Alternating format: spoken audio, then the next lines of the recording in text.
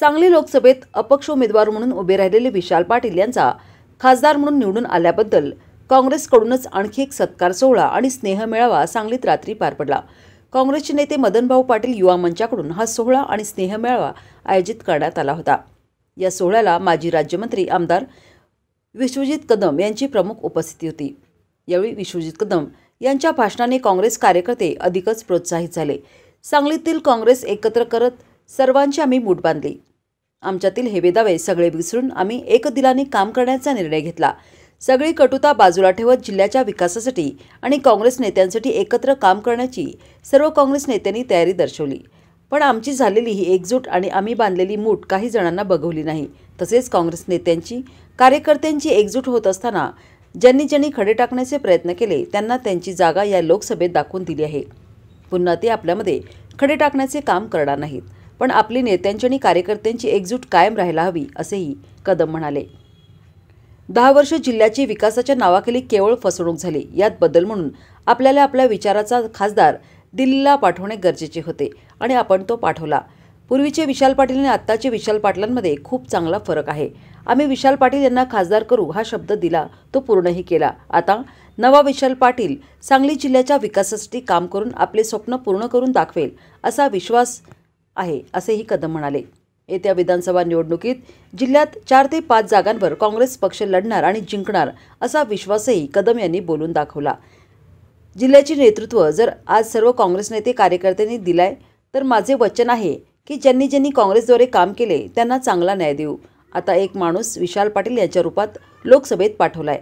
उद्या सांगली शहरातून 2 आमदार देखील विधानसभेत पाठवू असा विश्वास कदम यांनी कार्यकर्त्यांना बोलून दाखवला। 22 तारखेला सांगली जिल्ह्याची नियोजन कमिटीची बैठक जिल्हाधिकारी कार्यालयात आहे।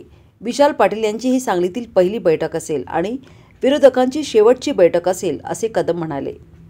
काँग्रेस पक्षाच्या माध्यमातून आदरणीय श्रीमती सोनिया गांधी राहुलजींच्या आशीर्वादाने सहकार्याने आता महाराष्ट्राच्या राज्यात काम करण्याची मला एक संधी मिळाली आहे।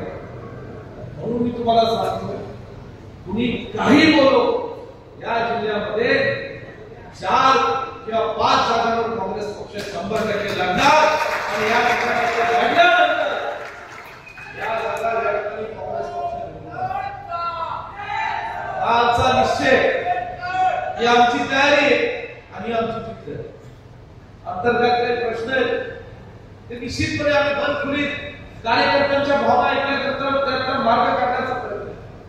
विशालभाऊंना माहिती आहे की तुमची बाकी गेल्या काही दिवसांपासून सातत्याने चर्चा होत असते की पुढचं पाऊल कशी टाकायची। मला एवढंच तुम्हाला सगळ्या कार्यकर्त्यांना तळमळीने विनंती करायची की मूठ आता आम्ही सगळ्यांनी बांधली। मी तुम्हाला इथे निश्चितपणे वचन देतो, माझं वचन आहे, जसं विशाल पाटलांनी वचन दिलं होतं तसं तुम्हा सगळ्या सांगली जिल्ह्यातील कार्यकर्त्यांना माझं वचन आहे।